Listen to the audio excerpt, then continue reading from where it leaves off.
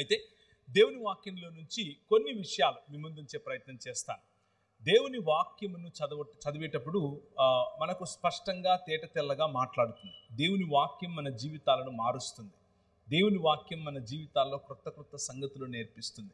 అలాగే దేవుని వాక్యం మన జీవితాల్లో అనేక విషయాల్లో మనల్ని ప్రోత్సహిస్తుంది కూడా. కొన్ని విషయాల్లో మనం ఎదగాల్సిన చోట మనం ఏదైతే చేయకూడదో వాటిని కత్తిరిస్తుంది కూడా. సో ఈ సాయంకాలం ఎవరికి ఏది ఎలా అందితే అలా మీరు తీసుకోండి. నేను మన గోదావరి జిల్లాలకు రాగానే నాకు భోజనం పెడతారు. భోజనాలు పెట్టడంలో గోదావరి జిల్లాల తర్వాతే ప్రపంచంలో ఎవరైనా. ముందు కొద్దిగా వేస్తారు. నేను అమ్మాయి అయిపోయిందిలే అని చేయి కడుక్కునే లోపు మళ్ళీ వేస్తారు, మళ్ళీ పెడతారు, మళ్ళీ పెడతారు. ఒక అరిటాకు లేకపోతే ఒక దాన్ని ఏమంటారు, మంచి పళ్ళెం పెట్టి దాంట్లో అన్నీ అమర్చి మధ్యలో అన్నం కుండలాగా ఇలా పోసి, కొండలాగా పోసి దాన్ని పెడతారు. నేను అది ఒక 10 రోజులు తింటాను. వాళ్ళు ఒకే రోజు తినాలి అని అంటారు. ఇది ఆంధ్ర పద్ధతి. నేను హైదరాబాద్లో పుట్టాను, అంటే పుట్టలేదు, హైదరాబాద్లో ప్రస్తుతానికి ఉంటున్నాను, అక్కడ వరకు కాబట్టి. హైదరాబాద్లో బిర్యానీ వండుతారు. ఇలా బాగా అరేంజ్ చేసి పెట్టరు, అన్నీ కలిపేసి ఏది కనిపించకుండా పళ్ళెంలో వేసేసి ఇదే మంచిది వేసేసుకోండి అని చెప్తారు. ఎవరు ముక్కలోడు ఏరుకోవాల్సిందే. సో ఈరోజు నేను చెప్పబోయే మాట బిర్యానీ లాగే ఉంటుంది. మీకు కావలసినవి మీరు ఏరుకోవటమే, మీకు తగిలేవి మీరు తీసుకోవటమే. మీరెవరూ నాకు తెలియదు కాబట్టి, ఆబ్వియస్గా మీ గురించి నాకు తెలియదు కాబట్టి మీకు నేను చెప్పట్లేదు, వాక్యం చెప్తున్నాను. మీకు ఏది నచ్చితే అది తీసుకోండి. కానీ నా హృదయంలో బలంగా నా హృదయంలో పెట్టిన మాటలు ఈరోజు చెప్తాను. నేను యాక్చువల్గా ఈరోజు మధ్యాహ్నం 2:45కు బయలుదేరితే 8:15-8:30కంతా ఇక్కడికి వచ్చాను. అంటే ఒక 6 గంటల 10 నిమిషాలు అంత సమయంలో నేను ఇక్కడికి చేరుకున్నాను. మంచిగా ప్రిపేర్ అయితే వచ్చాను. నేను ఎప్పుడు వాక్య పరిచయం చేయడానికి నాకు ప్రభు అవకాశం ఇచ్చిన మొట్టమొదటిసారి ప్రభు కోసం నిలబడి నేను వాక్యం చెప్తున్నాను అన్న కసితో మాట్లాడతాను. ఇక్కడికి వచ్చిన తర్వాత నేను ప్రిపేర్ అయినది చెప్పాలి అన్నది నాకు అలాంటి లీడింగ్ లేదు. దేవుడు నాకు అలాంటి నడిపింపు ఇవ్వటం లేదు. నా మనసులో వేరే కొన్ని అంశాలను ఉంచాడు. ఆ అంశాలనే మేము ఉంచే ప్రయత్నం చేస్తాను. ఇది స్పష్టంగా స్వచ్ఛంగా నా హృదయంలో నుంచి వస్తున్నటువంటి ఈ సంఘం కోసం, అలాగే మనందరికీ ఉపయోగపడే మాటలుగా ఉండాలి అని నేను మనస్ఫూర్తిగా ఆశిస్తున్నాను. అయితే ఒకసారి హెబ్రీయులకు రాసిన పత్రికలో నుంచి ఒక మాట చదివి ఆ తర్వాత నేను ఎన్నుకున్నటువంటి పాఠ్యభాగం వైపుకు నేను వెళతాను. హెబ్రీ పత్రిక మనం గనక ఆఖరి అధ్యాయం అనగా 13వ అధ్యాయం గనక మనం చూస్తే మనకు స్పష్టమైనటువంటి కొన్ని మాటలు కనిపిస్తాయి. మీకు దేవుని వాక్యమును బోధించి, 7వ వచనం గురించి మాట్లాడుతున్నాను. మీకు దేవుని వాక్యమును బోధించి మీ పైన నాయకులుగా ఉన్న వారిని జ్ఞాపకము చేసుకుని వారి ప్రవర్తన ఫలమును శ్రద్ధగా తలంచుకొనుచు వారి విశ్వాసమును అనుసరించండి. ఇది ఒక దగ్గర పెట్టుకోమంటారా? సరిపోతుందా? ఓకే. ఇది దేవుడు మనకిస్తున్నటువంటి ఒక ఆజ్ఞ. దైవజనులను, మనకు వాక్యము బోధించిన వారిని, మనకంటే ముందు నడిచిన వారిని మనం జ్ఞాపకం చేసుకోవటం అది తప్పు కాదు, అది మంచిది, అది ఆశీర్వాదకరం, అది చేయదగినది మాత్రమే కాదు, చేసి తీరవలసినటువంటి ఆజ్ఞ.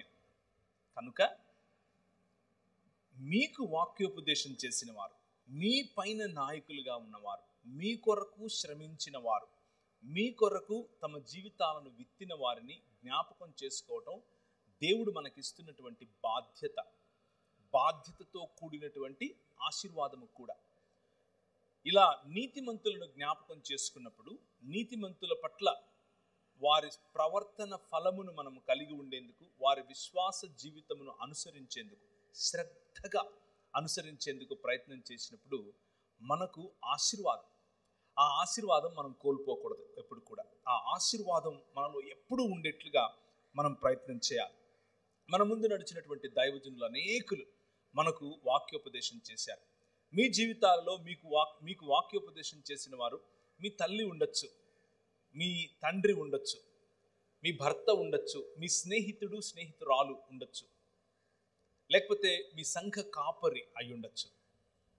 సంఘ కాపరితో పాటు సంఘములో ఉన్నటువంటి పెద్దలు కావచ్చు, పిల్లలు కావచ్చు, ఎవరైనా సరే మీ జీవితాల్లో దేవుని వాక్యాన్ని గనక ఉపదేశించిన వారుగా ఉంటే, మీరు వారి ద్వారా దేవుని గురించి, దేవుని ప్రేమను గురించి, దేవుని సంకల్పాన్ని మీరు గనక అర్థం చేసుకున్న వారు ఉంటే, అది జ్ఞాపకం చేసుకోవటం, వారి విశ్వాసమును అనుసరించటం, వారి ప్రవర్తన ఫలమును శ్రద్ధగా అనుసరించటం, తెలుసుకోవటం, మననం చేయటం, ఇది ఆశీర్వాదకరమైనటువంటి పని.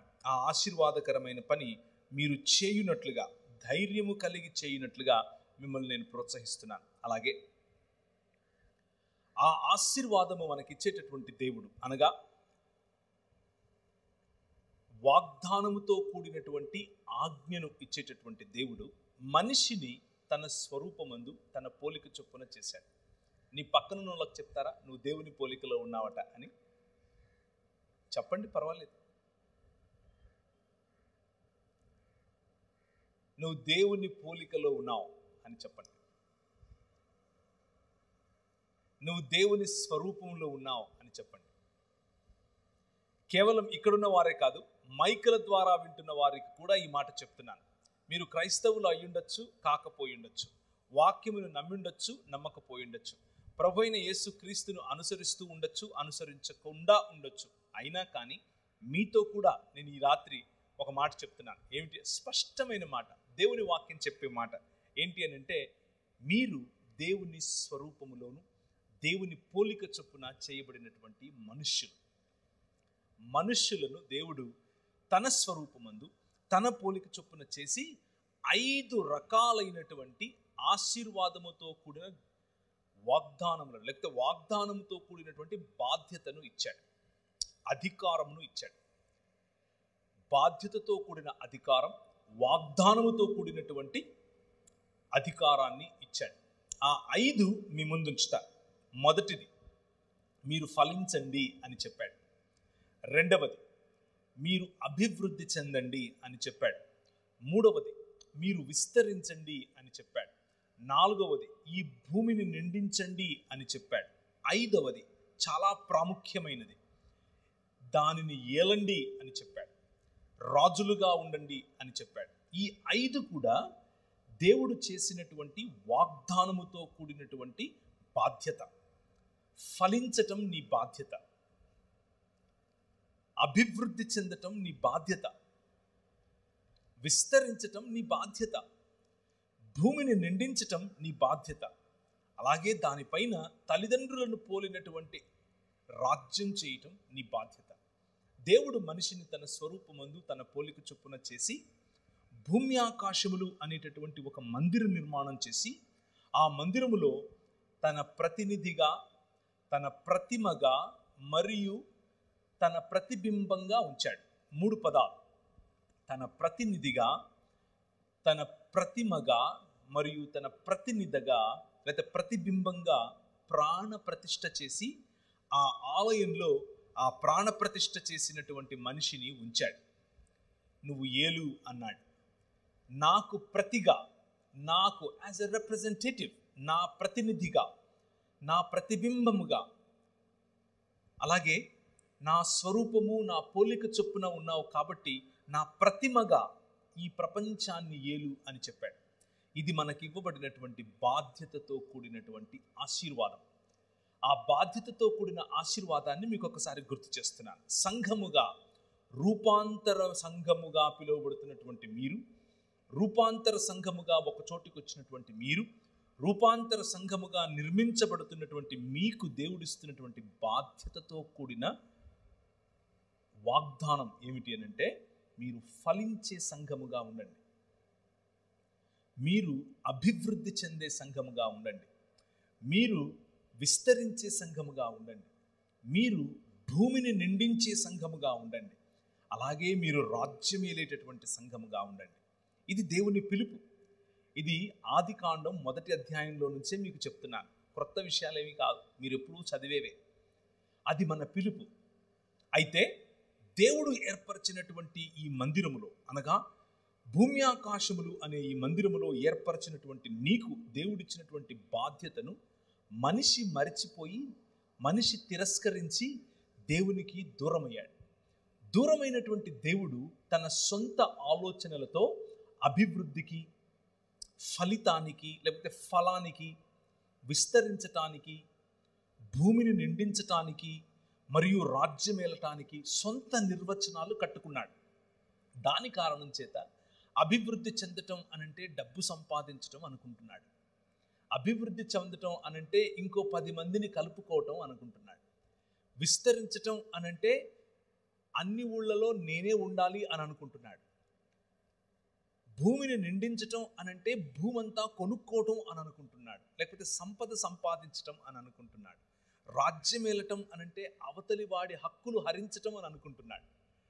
కానీ ప్రభువు ఇచ్చినటువంటి ఆజ్ఞతో కూడిన ఆశీర్వాదం, బాధ్యతతో కూడినటువంటి ఈ వాగ్దానం ఏమిటి అనంటే, ఒకరికి ఉపయోగపడే విధంగా, ఒకరిని ఘనపరిచే విధంగా, ఒకరిని హెచ్చించే విధంగా, ఒకరి కొరకు ఉపయోగపడుతూ, హెచ్చిస్తూ, ఘనపరుస్తూ సంఘ నిర్మాణం చేసే విధంగా ఆయన ఒక క్రమాన్ని ఏర్పరిచాడు. ఈ ప్రపంచంలో ఆయన ఒక క్రమాన్ని ఏర్పరిచాడు. ఎక్కడ నదులు ఉండాలో అక్కడ నదులు, ఎక్కడ చెట్లుండాలో అక్కడ చెట్లు, ఎవరికి ఎంత నీడ కావాలో అంత నీడ, ఏ భోజనం, ఏ వస్తువులు ఎవరికి అందాలో, అనగా ఏ జంతు, పశు పక్షులకు వగైరా వగైరా ఇవ్వాలో అంత ఇస్తూ వాటిపైన తల్లిదండ్రులుగా మిమ్మల్ని ఉంచాడు.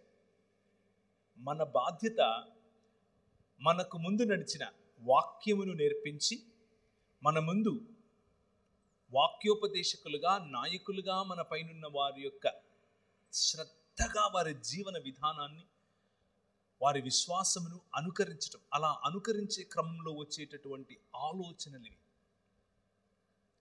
బ్లెస్సింగ్ అదర్స్, నీ పొరుగువాడిని ఆశీర్వదించటం, నీ పొరుగువాడి కోసం ఒక క్రమాన్ని ఏర్పరచటం, నీ సమాజములో క్రమమైనటువంటి సమాజముగా దాన్ని తీర్చిదిద్దటం, నీ సమాజమును విస్తరింప చేయటం, నీ సమాజములో దేవుని ముఖకాంతి వెలిగే విధంగా నీ జీవితాన్ని మలుచుకోవటం.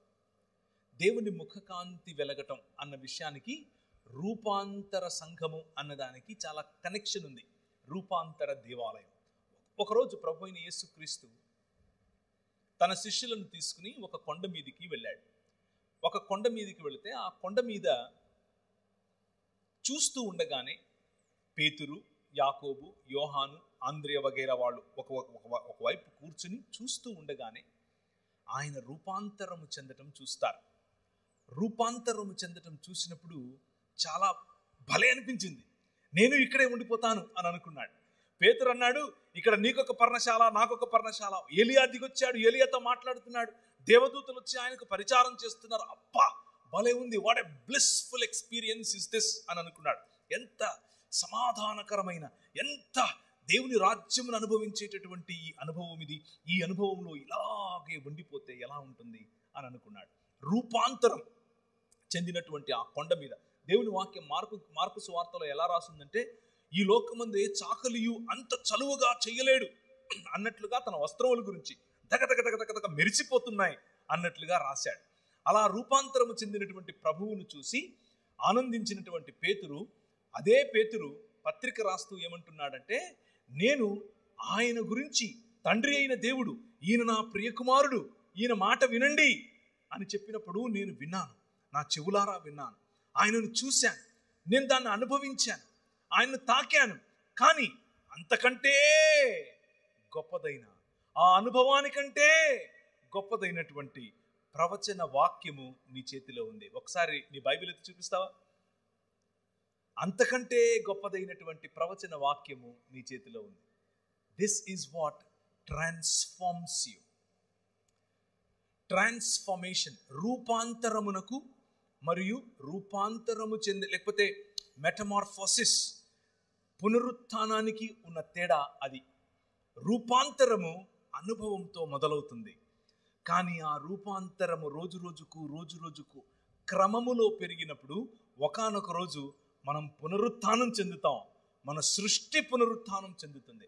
ప్రభువు ఇచ్చినటువంటి 5 రకాలైనటువంటి ఆజ్ఞలతో కూడినటువంటి బాధ్యత, ఆజ్ఞలతో కూడినటువంటి ఆశీర్వాదమును మనము నిజమైన మనుష్యులుగా ఈ ప్రపంచంలో జరిగించాలి అని ఆయన అనుకుంటే, మనం అలా జరిగించక అంధకార సంబంధమైన దురాత్మ సమూహముల చేత చిక్కుబడి, అంధకార సంబంధమైన దురాత్మ సమూహములు ఇచ్చేటటువంటి అనుభవం, రుచి, చూపుకు ఇంపుగా కనిపించటం వగైరా వగైరా ఆకర్షణలకు లోనైన కారణం చేత దేవుణ్ణి తిరస్కరించి దేవునికి దూరమైనటువంటి సమాజం ఏర్పరచుకున్నటువంటి సిస్టమ్స్, ఆ సమాజం ఏర్పరచుకున్నటువంటి వ్యవస్థలు, ఆ వ్యవస్థలు రోజు రోజుకు మనిషిని క్షీణింపచేసి లెస్సర్ హ్యూమన్ బీయింగ్ లేకపోతే డీహ్యూమనైజ్ చేస్తూ వచ్చాయి.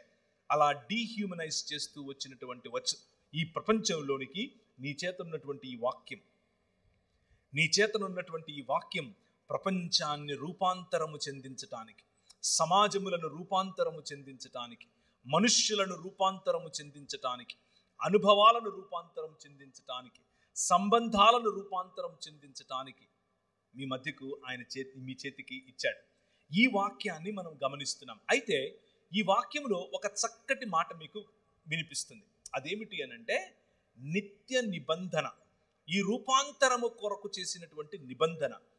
దేవుడు మనుష్య సమాజానికి మనుష్యులను రూపాంతరము చెందించటానికి ఒక నిబంధన చేశాడు. ఆ నిబంధనను 5 రకాలుగా బైబిల్ గ్రంథం మనకు చెప్తుంది. 5 ఆశీర్వాదముతో కూడినటువంటి ఆజ్ఞలను నేను మీకు చూపించాను.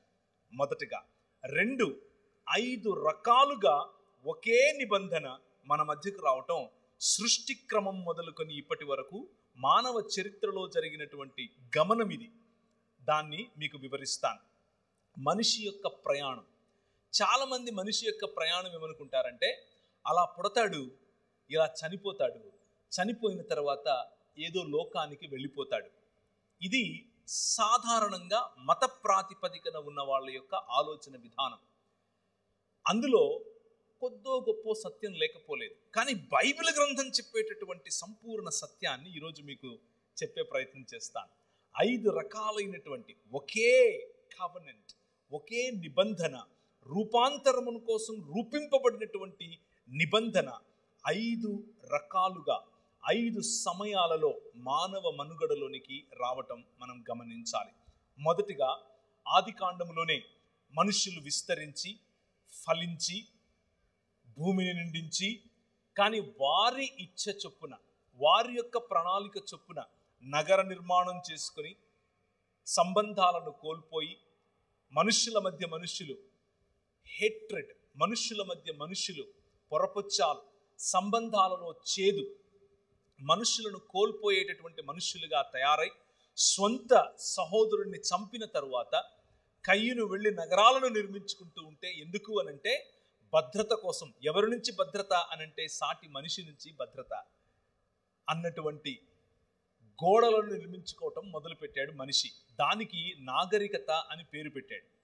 నాగరికతలలో ఎదుగుతున్నటువంటి మానవ సమాజం మెల్లిమెల్లిగా దేవునికి దూరమైపోయేటటువంటి మానవ సమాజంలోనికి దేవుని ప్రమేయం మనకు కనిపిస్తుంది.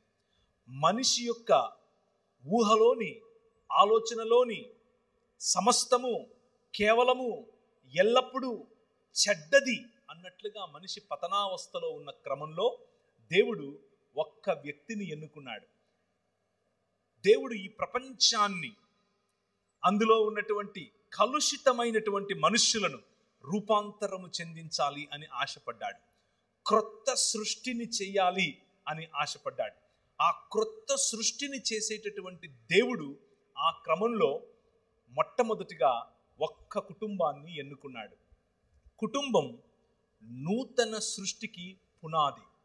కుటుంబమే మొదటి సృష్టికి పునాది. నూతన సృష్టికి కూడా కుటుంబమే పునాది. ఆ కుటుంబం నోవహు కుటుంబం.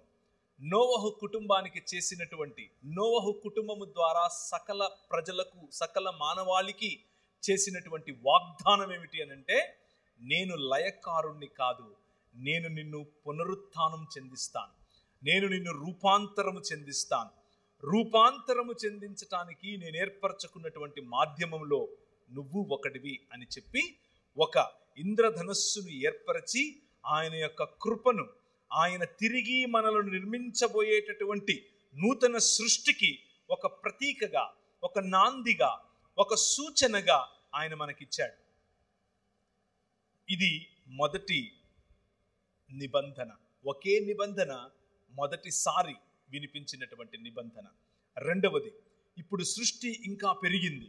సృష్టిలో ఉన్నటువంటి మనుషులు మళ్ళీ సమాజాలు కట్టడం మొదలుపెట్టారు. సృష్టిలో ఉన్నటువంటి మనుషులు మళ్ళీ నాగరికతలు నిర్మించడం మొదలుపెట్టారు. మెసొపొటేమియా నాగరికత అని మొదలయ్యింది. ఆ మెసొపొటేమియా నాగరికతలో ఎత్తైన గోడలు, బ్రిక్స్ చేయటం మొదలుపెట్టారు. ఇటుకలు మొట్టమొదటిసారిగా గొప్ప లేకపోతే ఎత్తైనటువంటి గోడలు కట్టడం మొదలుపెట్టారు. వారి శిల్పకళ ముందు ఎవరూ సాటి రారు అన్నట్లుగా శిల్పకళతో నానా విధములైనటువంటి ధనం కోసం, అందం కోసం, పరువు కోసం, పరపతి కోసం, మనిషికి ఉన్నటువంటి అధికారాన్ని సూచించటం కోసం వారు వివిధమైన దేవీ దేవతలను తయారు చేసుకుని దాని ముందు సాగిలపడటం మొదలుపెట్టారు. ప్రభు అన్నాడు, నో, నేను మిమ్మల్ని తిరిగి నా వైపుకు తీసుకొచ్చుకుంటాను, రూపాంతరము చెందిస్తాను, నూతన సృష్టిగా మారుస్తాను అని చెప్పి అందులో ఇంకొక కుటుంబాన్ని ఏర్పరచుకున్నాడు. ఆ కుటుంబమే అబ్రహాము కుటుంబం. మొదట నోవహు కుటుంబానికి చేసినటువంటి వాగ్దానముతో కూడినటువంటి నిబంధన. రెండవది, అబ్రహాముతో చేసినటువంటి వాగ్దానముతో కూడిన నిబంధన. ఆ అబ్రహామును బయటకు పిలిచాడు. అబ్రహామా రా అన్నాడు. ఆయన తన ఇంటి వారిని, తన ఊరిని విడిచి, తన రాజ్యమును విడిచి బయటకు వచ్చాడు. నీ ద్వారా ఒక రాజ్యాన్ని కడతాను అని అన్నాడు. ఆ రాజ్యాన్ని కట్టే క్రమంలో నీకు పిల్లలను ఇస్తాను అని అన్నాడు. ఈయనకు బాగా వయసుడిగిపోయింది. భార్యామణి ముసలితనంలో ఉంది. ఆమె నవ్వుకుంటోంది, నాకా పిల్లలా, నేను మళ్ళీ వస్తాను, మళ్ళీ 1 సంవత్సరానికి వచ్చే వరకు నీకు వాగ్దాన కుమారుణ్ణి ఇస్తాను అని చెప్పాడు. అయితే నీ కుమారులు, నీ పిల్లలు, నీ పిల్లల పిల్లలు, ఆ వారి పిల్లల పిల్లల పిల్లలు ఐగుప్తు దేశంలో 400 పైచిలుకు సంవత్సరాలు ఉంటారు. ఎందుకుంటారు అనంటే, ఇంకా ఈ కనాను ప్రాంత ప్రజల యొక్క పాపం పండలేదు, వారికి ఇంకా నేను సమయం ఇస్తున్నాను, ఇంకా వారు మారు మనస్సు పొందుతారేమో, ఇంకా వారు రూపాంతరం వైపుకు వస్తారేమో అని ఆశపడి చూస్తున్నాను. అంతవరకు నీ పిల్లలతో నేను ఇంకొక సమాజానికి బుద్ధి చెప్పాలి, నేను ఇంకొక సివిలైజేషన్ లేకపోతే ఇంకొక నాగరికత కొమ్ములు విరవాలి అని అన్నాడు. ఆ నాగరికత పేరే మూడవ లేకపోతే ఆయన చేసినటువంటి 3వ నిబంధన. ఒక నిబంధనే ఇదంతా కూడా, 3వసారి చేసిన నిబంధన. ఇశ్రాయేలు తన పిల్లల పిల్లలు ఫలించారు, విస్తరించారు, భూమిని నిండించారు, అభివృద్ధి చెందారు, కానీ రాజ్యం చేయలేకపోతున్నారు. కారణం ఏమిటి అనంటే, ఈ లోక సంబంధమైనటువంటి దేవత, ఈ లోక సంబంధమైనటువంటి అంధకార సంబంధమైన దురాత్మ సమూహముల చేత చిక్కబడినటువంటి రాజ్యములో బానిసలైపోయారు. పని ఎక్కువ, పారితోషికం తక్కువ, సమయాలలో పని చేస్తున్నారు, తినటానికి ఏమీ లేదు, ఏం చేయాలో తెలియదు. వారి ఆర్తనాదాలు ప్రభువు విన్నాడు. నేను విన్నాను అని అన్నాడు.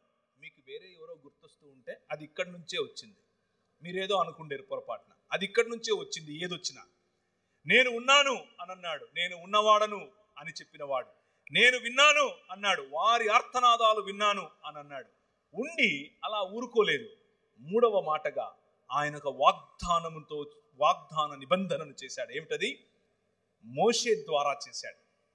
నీ ద్వారా అబ్రహాముకు చేసినటువంటి వాగ్దానం యొక్క పర్యవసానముగా ఒక రాజ్య నిర్మాణం నేను చేస్తాను. 10 రకాలైనటువంటి దేవీ దేవతల చేత ఏర్పాటు చేసుకుని 10 రకాలైనటువంటి దేవీ దేవతల చేత పరిపాలింపబడుతున్నటువంటి ఈ రాజ్యములో నుండి నా జ్యేష్ఠపుత్రుడైనటువంటి ఇశ్రాయేలు నువ్వు రా అని పిలిచాడు. నోవహు నువ్వు రా అన్నాడు. అబ్రహాము నువ్వు రా అన్నాడు. ఇశ్రాయేలు నువ్వు రా అని పిలిచాడు. అందరినీ రా అనే పిలుస్తాడు ఈయన. వచ్చేయండి అంటాడు. గద్దరెక్కల మీద మోసుకొని వెళ్ళినట్లు వారిని మోసుకొని వెళ్ళాడు. సంవత్సరాల తరబడి వాళ్ళు విత్తాల్సిన అవసరం లేదు, కోయాల్సిన అవసరం లేదు, కట్టాల్సిన అవసరం లేదు, నాటాల్సిన అవసరం లేదు. ఇలా నోరు తెరుచుకుని పడుకుంటే పొద్దునికి మన్నా నోటి నిడుతుంది. అలా పెంచాడు. అలా పెంచితే వీళ్ళు గొనుగుడు కార్యక్రమాలు, సనుగుడు కార్యక్రమాలు మొదలుపెట్టారు. మూడవ వాగ్దానం, వాగ్దానముతో కూడినటువంటి నిబంధన. ఏ ఇశ్రాయేలు ద్వారా అయితే ప్రపంచాన్ని తిరిగి ఆయన రూపాంతరము చెందించాలనుకున్నాడో ఆ ఇశ్రాయేలే ఇప్పుడు దేవుణ్ణి నువ్వు మాకొద్దు అని చెప్పింది. నెహుష్టానును నిలబెట్టుకుంది, కీయు దేవత వైపుకు పరిగెట్టింది, బయలుదేవత ఎదుట సాష్టాంగపడింది, మొలెకుకు తన పిల్లలను అర్పించింది. ప్రభు అన్నాడు, నన్ను విసర్జించావు, నువ్వు చస్తావు అన్నాడు. చావటం అనంటే ఆయన నుంచి దూరం అవటం. ఆయన చేసిన వాగ్దానం, వాగ్దానముతో కూడినటువంటి ఈ ప్రతిజ్ఞ లేకపోతే కవెనెంట్, ఆ ప్రతిజ్ఞలో రెండు పార్టీస్, నిబంధనలో రెండు పార్టీస్.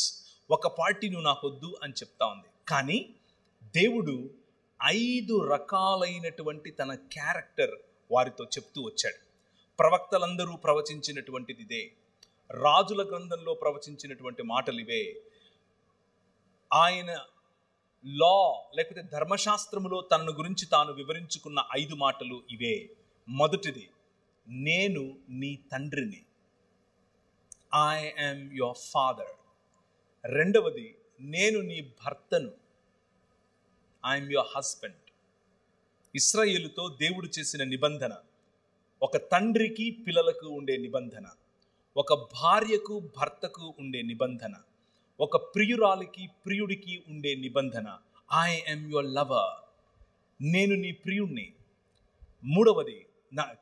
నాలుగవది, తండ్రి, భర్త, ప్రియుడు, కాపరి, I am the good shepherd, నేను నిజమైన కాపరిని, మంచి కాపరిని అని చెప్పాడు.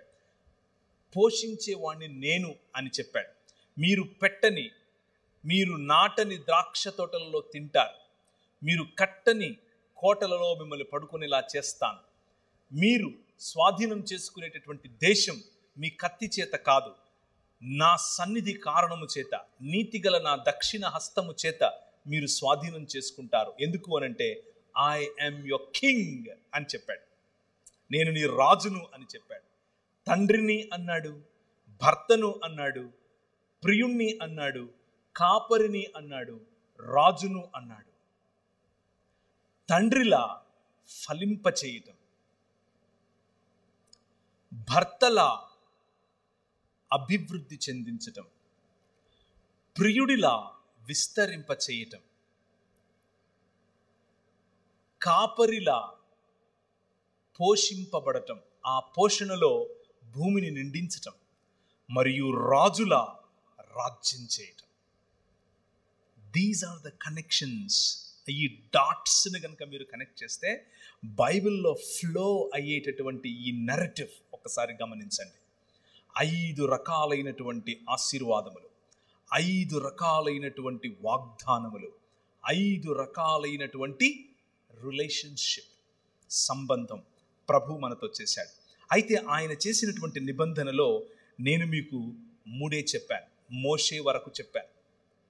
4వ నిబంధన, మోషే తరువాత ఇశ్రాయేలు ప్రజలు, పగటిలో మేఘస్తంభముగాను మా మధ్యకు వచ్చావు, రాత్రిలో అగ్నిస్తంభముగా మమ్మల్ని నడిపించావు, నువ్వు రాజుగా మా మధ్యనున్నావు, మేము మీకు ఒక మందిర నిర్మాణం చేయాలనుకుంటున్నాం, మేము ఇలా ఒక టవర్ కట్టాలనుకుంటున్నాం అనుకుని దావీదు రాజు వెళ్ళి ఆయనను అడిగాడు. ఆయన అన్నాడు, నా కుమారుడి ద్వారా కడతాను అని అన్నాడు. నా కుమారుడి ద్వారా కడతాను. దావీదు అనుకున్నాడు సొలొమోను కడతాడు బహుశా అని అనుకొని సొలొమోను నిజంగానే కట్టడం మొదలుపెట్టాడు. ఆయన కట్టిన తరువాత, ఆ కట్టడం పూర్తయిన తరువాత షకీనా మహిమ దిగి వచ్చింది. కానీ అది ఎంత సత్యమో దానిని మించిన సత్యం, దానిని మించినటువంటి సంపూర్ణత, దానిని మించినటువంటి రూపాంతరము చెందేటటువంటి అనుభవం మన ప్రభు అయిన యేసు క్రీస్తులో 5వసారి నిత్య నిబంధనగా బెరిత్ ఒలాం అని పిలిచారు. బెరిత్ ఒలాం టు నోవా, బెరిత్ ఒలాం టు అబ్రహాం, బెరిత్ ఒలాం టు ఎవరు? మోషే, బెరిత్ ఒలాం టు డేవిడ్, డేవిడిక్ కవెనెంట్ అని పిలిచారు. బెరిత్ ఒలాం in and through one and only Jesus Christ, యేసు క్రీస్తు ద్వారా మనుషులందరినీ ఐక్యపరిచేందుకు ఒక నిబంధన చేశాడు. మనుషులందరినీ రూపాంతరము చెందించడం కోసం ఒక నిబంధన చేశాడు. ఆ నిబంధనలో తిరిగి యేసు క్రీస్తులో తండ్రిగా, భర్తగా, ప్రియుడిగా, కాపరిగా మరియు రాజుగా మన మధ్యకు తనను తాను కనపరుచుకున్నాడు. This is the plan of God.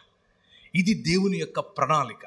ఆ ప్రణాళికలో భాగంగా మనం ఈ తాడేపల్లిగూడెంలో ఒక సంఘముగా మారాం. ఎందుకు అనంటే దానియేలు ఒకానొక సమయంలో ఒక దర్శనం చూశాడు. ఏ చేతి సహాయం లేకుండా తీయబడినటువంటి ఒక రాయిని చూశాడు. ఆ రాయి ఇంతింతై మహాపర్వతమైంది. అది మహాపర్వతమై వచ్చి ఎక్కడ పడిందో తెలుసా? తాడేపల్లిగూడెంలో పడింది. అదే మీరు. ఈ ఒక్క నిబంధన మనుషులకు తండ్రిని గుర్తు చేస్తోంది. ఈ ఒక్క నిబంధన మీ ద్వారా ప్రజలకు భర్తకు ఉండేటటువంటి లక్షణాలు గుర్తు చేస్తోంది. ఈ ఒక్క నిబంధన ప్రేమ అంటే ఏమిటో మీ ద్వారా ప్రజలకు చూపిస్తోంది. ఈ ఒక్క నిబంధన మీ ద్వారా కాపరిత్వం అంటే ఏమిటో ఈ ప్రజలకు చూపిస్తోంది. ఈ ఒక్క నిబంధన నిజమైన సుపరిపాలన, రాచరికం ఎలా ఉంటుందో ఈ ప్రపంచానికి చూపించగోరుతోంది. ఆ నిబంధనలో భాగమే ఈ సంఘం. ఈ స్థానిక సంఘంలో భాగమైనటువంటి మీరు ఐక్యత కలిగి చేయవలసినటువంటి పని ఇదే. రీసెంట్గా వచ్చినటువంటి ఒక సర్వే చెప్తాను మీకు. మెల్లిమెల్లిగా కొన్ని దేవుని వాక్యానికి సంబంధించినటువంటి అంశాలు ఓపెన్ చేసి చూద్దాం. కానీ ప్రభువు ఒకసారి కీర్తనల గ్రంథం 68వ అధ్యాయం 5-6 వచనాలు, ఎవరైనా మైక్ తీసుకుని తెలుగులో గట్టిగా చదవాలి. కీర్తనల గ్రంథం 68వ అధ్యాయం 5-6 వచనాలు. వేరెవరైనా హోషేయ గ్రంథం 14వ అధ్యాయం 3వ వచనం చదవాలి. ఎవరికైనా మైక్ ఇవ్వండి దయచేసి. మైక్లో చదివితే అందరికీ వినపడుతుంది. 2 మైకులు లేవా?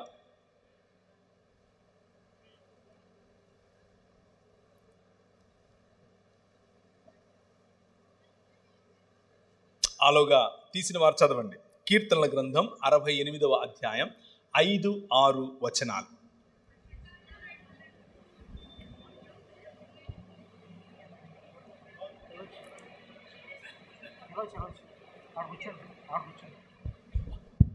అక్కడ కనిపించాలిగా, ఆమెకు కనిపిస్తుందా? పోనీ నేను చదివేనా? చదవండి. కీర్తనల గ్రంథం 68 5-6 వరకు. తన పరిశుద్ధాలయమందుండు దేవుడు తండ్రి లేని వారికి తండ్రియు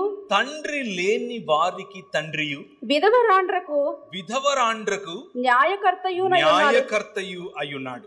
దేవుడు ఏకాంగులను సంసారులుగా చేయువాడు. ఆయన బంధింపబడిన వారిని విడిపించి వారిని వర్ధిల్ల చేయువాడు.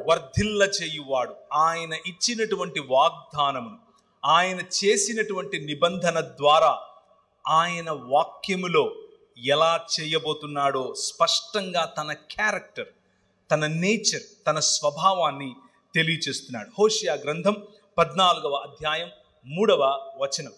హోషేయ గ్రంథం 14వ అధ్యాయం 3వ వచనం. అశ్షూరీయుల చేత రక్షణ నొందగోరము, మేమికను గుర్రములను ఎక్కము. మీరే మాకు దేవుడని మేమిక మీదట మా చేతి పనితో చెప్పము. తండ్రి లేని వారి ఎడల తండ్రి లేని వారి ఎడల వాత్సల్యము చూపువాడవు నీవే కదా. వాత్సల్యము చూపువాడవు నీవే కదా. చదవండి. వారు విశ్వాసఘాతకులు కాకుండా. చాలు చాలు. తండ్రి లేని వారి ఎడల వాత్సల్యము చూపువాడు మన దేవుడు. కీర్తనల గ్రంథం 82:3. కీర్తనల గ్రంథం 82:3. పేదలకును తండ్రి లేని వారికి, పేదలకు తండ్రి లేని వారికి న్యాయము తీర్చుడి. న్యాయమును తీర్చుడి. శ్రమగల వారికి దీనులకును న్యాయము తీర్చుడి. న్యాయము తీర్చుడి. దరిద్రులను నిరుపేదలను విడిపించుడి. విడిపించుడి. భక్తిహీనుల చేతిలో నుండి వారిని తప్పించుడి. తప్పించుడి. చాలు. న్యాయము చేయటం, విడిపించటం, తప్పించటం, బలహీనులైన వారి పట్ల వారి పక్షంగా నిలబడటం, ఇదే మన దేవుని యొక్క స్వభావం. ఇదే ఆయన కుమారుని యొక్క స్వభావం. ఆయన కుమారుని శరీరమైనటువంటి మన స్వభావము కూడా ఇదే అయి ఉండాలి. దేవుని వాక్యము చాలా స్పష్టంగా చెబుతోంది. మనం దేవుని స్వరూపము, దేవుని పోలిక చొప్పున చేయబడ్డాం అంటే దాని అర్థం ఏమిటి అని అంటే, దేవునికి ఉన్నటువంటి గుణాతిశయములను, గుణ లక్షణములను ప్రచురించువారగుటకు ఆశ్చర్యకరమైనటువంటి వెలుగులోనికి పిలువబడిన వారు. పేతురు గ్రంథంలో చెప్పినట్లు, మనల్ని పిలిచిన వాని గుణాతిశయములను ప్రచురం చేయుటకై చీకటిలో నుండి ఆశ్చర్యకరమగు వెలుగులోనికి మిమ్మల్ని ఎలా పిలిచాడు? రాజులైన యాజక సమూహముగా పిలిచాడు. రాజులైన యాజక సమూహం చేయాల్సిన పనేమిటి? విడిపించటం, తప్పించటం, వారి పక్షమున నిలబడటం, వారికి బలమునివ్వటం, వారి తోడుగా నడవటం. అలాగే యెషయా గ్రంథం 1:17 దేవుని స్వరూపము, దేవుని పోలిక చొప్పున ఉన్నటువంటి మనుష్యులు చేయవలసినటువంటి మానవత, చూపించవలసినటువంటి మానవత, దేవుని హృదయం యొక్క గుండె చప్పుడు ఏమిటి? చదవండి 17వ. ఇశ్రాయేలు యొక్క వెలుగు అగ్నియును, అతని పరిశుద్ధ దేవుడు జ్వాలయునగును. అది అశ్షూరీయుల యొక్క బలురక్కసి చెట్లకును గత్స పొదలకును అంటుకొని ఒక్క దినమున వాటిని మృంగివేయును. 1:7 యెషయా గ్రంథం 1:7 17 1:7 అండి. మొదటి అధ్యాయం 17వ.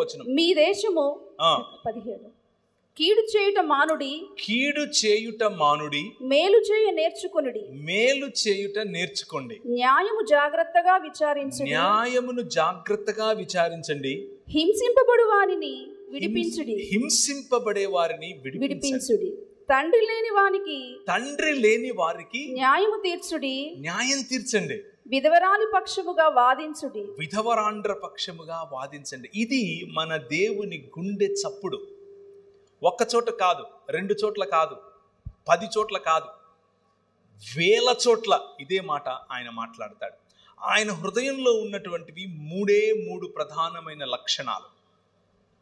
ఆయన ఎందుకు మనతో వాగ్దానం చేశాడు, ఎందుకు మనల్ని మనుష్యులుగా బ్రతకమంటున్నాడు, ఎందుకు మనతో నిత్య నిబంధన చేస్తానంటున్నాడు, ఆయన కలిగించబోయేటటువంటి, ఆయన రూపాంతరముగా మనల్ని సృష్టించి నూతన సృష్టిగా ఒక నూతన రాజ్యములోనికి నడిపించినప్పుడు ఉండేవి కూడా 3 ప్రధానమైన లక్షణాలు.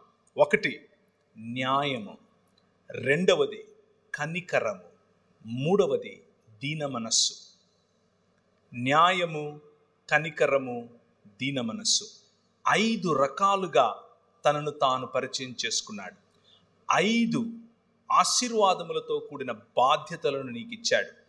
5 రకాలుగా తన నిబంధనను నీకు చూపించాడు. 3 గుణ లక్షణాలను నీలో కోరుకుంటున్నాడు. 3. మనం మతం కట్టేసుకుని నేనేం తీసుకుని వచ్చి నిన్ను దర్శించాలి, 1000 పొట్టేళ్ళు ఇచ్చేయినా, నా కొడుకు పుట్టాడు వాడిని ఇచ్చేయినా, ఈ నదులన్నీ తీసుకొని తైలంగా చేసి నీకు ఇచ్చేయినా అని అడుగుతున్నాం.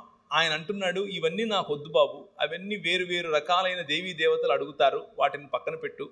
నేను అడిగేది 3. న్యాయమును జరిగించుటయు, కనికరమును ప్రేమించుటయు, దీన మనస్సు కలిగి నీ దేవుడైన యెహోవా ఎదుట జీవించుటయు. ఇంతే కదా నేను అడుగుతున్నాను. ఇది కష్టం అంటారా? చాలా కష్టం. కానీ పిలిచింది మాత్రం ఇముడే. దయచేసి గుర్తుంచుకోండి. తండ్రి లేని జీవితం గురించి కొన్ని విషయాలు మీకు చెప్తాను. నేను పుట్టినప్పటి నుంచి నా తండ్రి మొహం చూడలేదు. I never saw my father. నేను తండ్రి లేకుండానే పెరిగాను. మా అమ్మే నాకు తండ్రి, మా అమ్మే నాకు తల్లి. మా తాత, మా అమ్మ వాళ్ళ నాయన నాకు తండ్రి స్థానంలో అన్నీ చేశాడు. ఇంటి పేరుతో సహా ఆయనదే. తండ్రి లేని జీవితాలు, తండ్రి లేని కుటుంబాలు ఎలా ఉంటాయి అని నేను మీకు కొన్ని విషయాలు చెప్తాను. తండ్రి లేని జీవితాలు, తండ్రి లేని కుటుంబాల్లో ఎలా ఉంటుంది అని అంటే, పిల్లల్లో సెల్ఫ్ కాన్ఫిడెన్స్ నశించిపోతుంది. పిల్లల్లో భద్రత లేకుండా పోతుంది. పిల్లల్లో భవిష్యత్తు పట్ల ఆందోళన ఉంటుంది. పిల్లలు బాస్టన్ స్కూల్స్ అంటే అర్థం ఏంటంటే బాల నేరస్తులు ఎక్కువగా జైల్లో ఉండేది తండ్రి లేని కుటుంబాల నుండే. తండ్రి లేని కుటుంబాల నుంచే ఒక 100 మంది గంజాయికి మరియు మాదక ద్రవ్యాలకు అలవాటు పడ్డారు అనంటే అందులో 74% తండ్రి లేని వారే అయి ఉంటారు. 14 సంవత్సరాలకు 16 నుంచి తక్కువ సంవత్సరాలలో ఆడపిల్లలు ప్రెగ్నెంట్స్ అయ్యి అబార్షన్స్ చేసుకుంటున్నారు అనంటే వాళ్ళ సంఖ్య 100 అయితే అందులో 68 మంది తండ్రి లేని కుటుంబమే. ఇదంతా నేను సొంతంగా చెప్తున్నది కాదు, అదొక సర్వే. భారతదేశమైనా పాశ్చాత్య దేశాలైనా ఇవే చెప్తున్నాయి. తండ్రి లేని కుటుంబం ఎలా ఉంటుంది? 71% మంది హై స్కూళ్ళలో నుంచి బయటపడిపోతారు, అంతకు ఎక్కువగా చదవరు అనంటే దానికి కారణం తండ్రి లేని కుటుంబాలు. ఇక్కడ ఇంకా చాలా పెద్ద లిస్ట్ ఉంది, అది చదవటం కంటే ముందు ఒక మాట చెప్తాను. తండ్రి లేకపోవటం అనంటే దాని అర్థం తండ్రి చనిపోవటం కాదు. కుటుంబంలో తండ్రి లేకపోవటం, కుటుంబంలో తండ్రి కనబడకపోవటం, తన పని మీద, తన పరిచర్య మీద, తను ఏర్పరచుకున్నటువంటి వ్యాసంగాలలో పిల్లలు లేవకముందే వెళ్ళిపోతాడు. పిల్లలు పడుకున్న తరువాత ఇంటికి వస్తాడు. భార్యకు తెలుసు తండ్రి ఆ భర్త ఏమిటో, పిల్లలకు తెలియదు తండ్రి ఏమిటో. అటువంటి ఇళ్ళు భారతదేశంలో కొల్లలు. అటువంటి ఇళ్ల కారణం చేత బాల నేరస్తులు పెరుగుతున్నారు.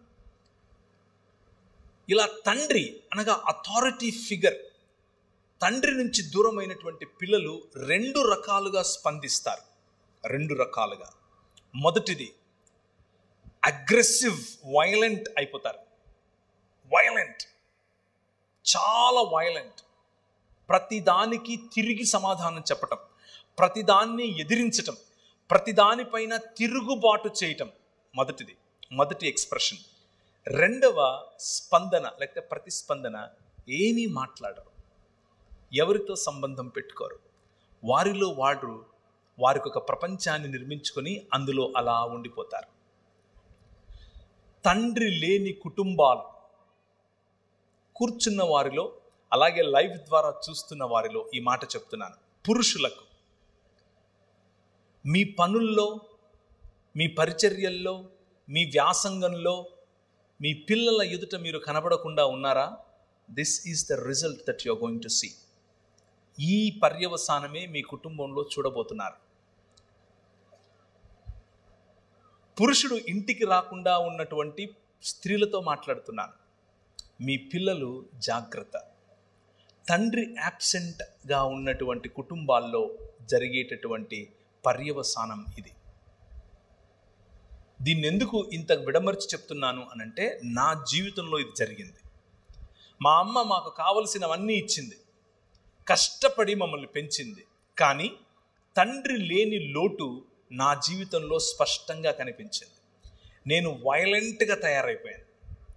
నేను ఒకడిని చంపి చచ్చిపోయాడు అనుకుని పొదల్లో పడేసి వెళ్ళిపోతే మా ఊరికి సిఐ, మా అక్క ఆ రోజుల్లో ఎస్ఐ, యాక్చువల్గా సిఐ ప్రమోషన్లో ఉంది. ఆమె వీడు బ్రతికాడు అని తెలుసుకుని వాడికి నాకు కాంప్రమైజ్ చేసి ఇంక ఇలా చేయొద్దు లేకపోతే జైలుకి వెళ్తామని చెప్పింది. ఆ రోజు రాత్రి తండ్రి లేని నేను, ఎప్పుడూ తండ్రి కౌగిలిని ఎరుగని నేను, తండ్రి ఇచ్చేటటువంటి వెచ్చదనాన్ని తెలుసుకొని నేను ఏ రోజు తండ్రి యొక్క మందలింపు అంటే తండ్రి వద్ద నుంచి ఎలా ఉంటుందో నాకు తెలియదు, తండ్రి వద్ద నుంచి ప్రేమ ఎలా ఉంటుందో నాకు తెలియదు. అలాంటి ప్రేమ లేని, మందలింపు లేని, కరెక్షన్ లేని నేను ఒకరోజు ఒక స్వరం విన్నాను. అది సన్నని స్వరం. ఆ స్వరం నాకు చెబుతోంది, నువ్వు ఈ ఊరు విడిచిపెట్టి వెళ్ళిపో అని చెప్తోంది. ఈ ఊరు విడిచిపెట్టేసి నువ్వు వెళ్ళిపో అని చెప్తాను. ఎక్కడికి వెళ్ళాలో తెలీదు. మా అమ్మకు చెప్పి వెళ్తున్నాను తిరుపతికి అని చెప్పి, మా ఊరు కడప, బ్యాగ్ తీసుకుని బస్ స్టాండ్కి వచ్చాను. తిరుపతి టికెట్ కొనబోయి హైదరాబాద్ టికెట్ కొన్నాను. ఎందుకు కొన్నానో కూడా తెలియదు. హైదరాబాద్లో ఎవరున్నారో తెలియదు. తర్వాత ఏదో తెలుసుకున్నాం, ఈరోజు ఫోన్లు ఉండేవి, ఆ రోజుల్లో ఫోన్లు ఉండేవి కావు. హైదరాబాద్లో దిగిన తర్వాత ఫలానా చోట ఫలానా వాళ్ళు మా ఊరోళ్ళకి సంబంధించిన వాళ్ళు ఉన్నారని తెలుసుకుని ఆ రూమ్కి వెళ్ళి అక్కడ ఉండి చదువుకోవటం మొదలుపెట్టాను. తండ్రి లేకపోతే ఎలాంటి జీవితం ఉంటుందో చెప్తున్నాను మీకు. కానీ 5 రకాలైన క్వాలిటీస్ మీ ముందు ఉంచాను. ఆయన తండ్రిగాను, భర్తగాను, ప్రియుడిగాను, కాపరిగాను మరియు రాజుగాను మన మధ్యకి వచ్చాడు అని చెప్పాను. నా జీవితంలో తండ్రిగా వచ్చాడు. నా జీవితంలో దాదాపు 18-19 సంవత్సరాలున్న నేను, నూనూగు మీసాలు, లేత టీనేజ్ ప్రాయం, ఆ ప్రాయంలో ప్రభు నా దగ్గరికి వచ్చాడు. ప్రభు నాతో మాట్లాడాడు. నువ్వు ఈ లోకానికి వెలుగువు అని చెప్పాడు. తండ్రి ఇలా మాట్లాడతాడు బిడ్డల పట్ల, పిల్లల పట్ల. ఏం చెప్తాడో తెలుసా? అరే నువ్వు అచ్చం నాలాగే ఉన్నావురా అంటాడు. అచ్చం మిమ్మలా ఉన్నావురా అంటాడు. అచ్చం మా నాన్నలాగా ఉన్నావురా అంటాడు. మన పరలోక తండ్రి కూడా అలాగే అంటున్నాడు. You are in the image of God. నువ్వు దేవుని స్వరూపం, నువ్వు దేవుని పోలిక. ఎందుకంటే ఆయన నీ కన్న తండ్రి. నీ పట్ల, నీ దగ్గరికి కన్న తండ్రి ఈ మాటలు తీసుకొని వస్తున్నాడు.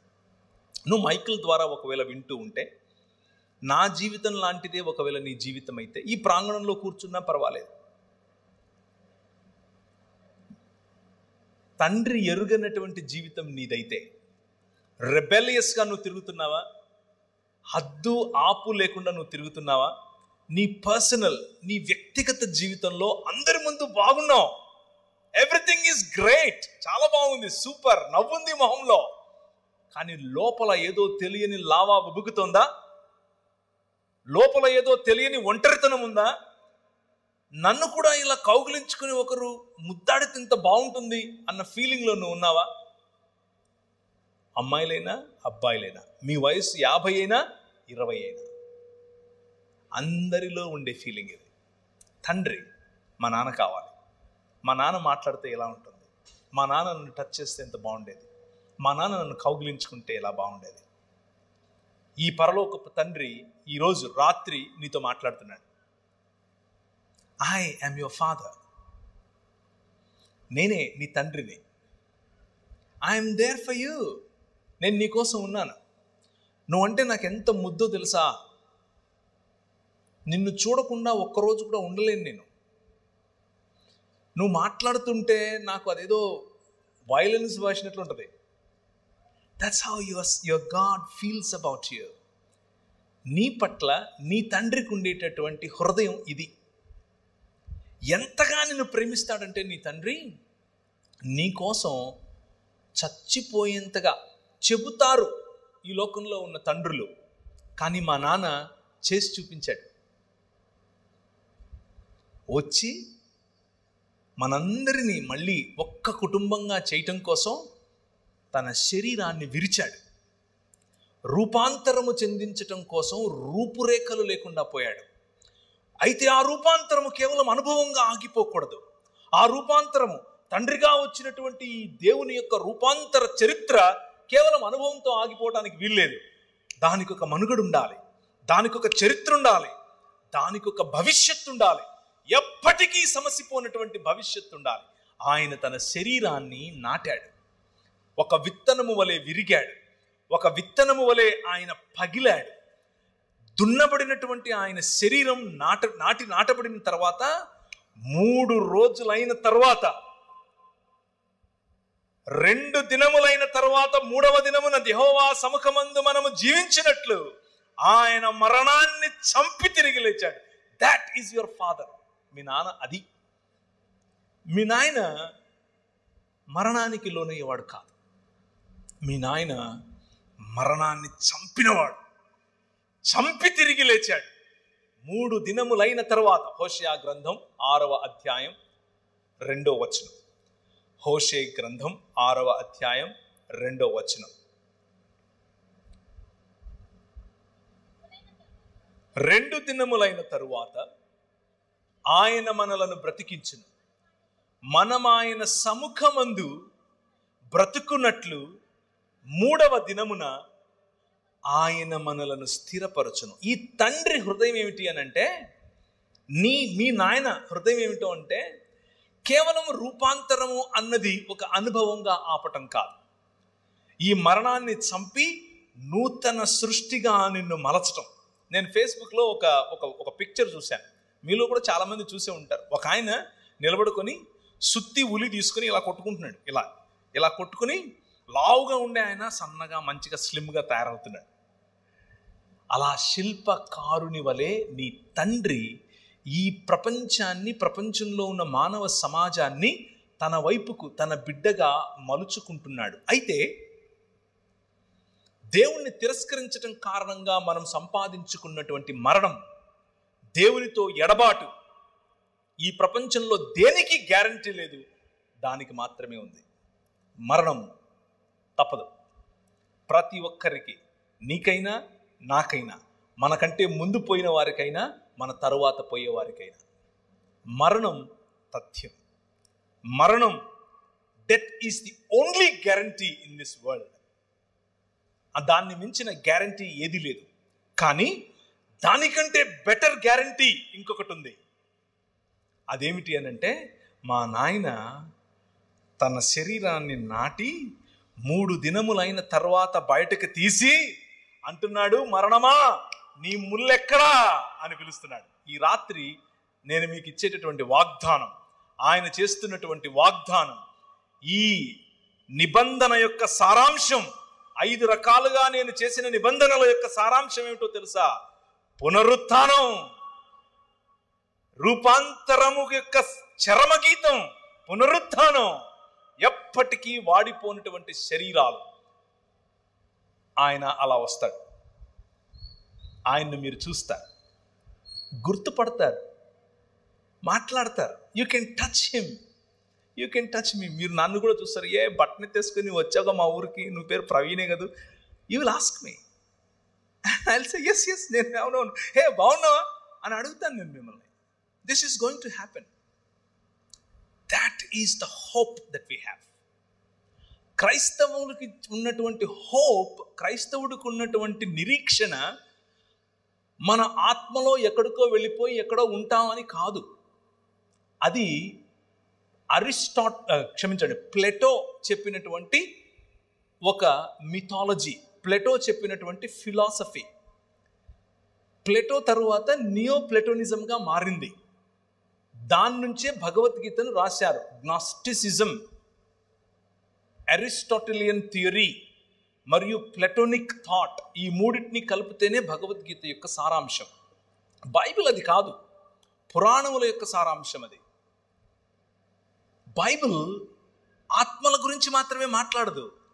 బైబిల్ నీ శరీరముతో కూడి సశరీరుడై తిరిగి లేచినటువంటి యేసు క్రీస్తు మీ నాయన, అలాగే నువ్వు లేస్తావు, అలాగే నువ్వు బయటకు వస్తావు. ఇప్పుడున్న దానికంటే అందంగా, నాకు బహుశా కొంచెం వెంట్రుకలు ఎక్కువ వస్తాయి, నాకు బహుశా లొట్ట పని ఉండదు. నేను బహుశా ఇప్పుడులాగా కాకుండా అందంగా కనిపిస్తాను. ఇప్పుడు కేవలం నా భార్యకే అందంగా కనిపిస్తాను.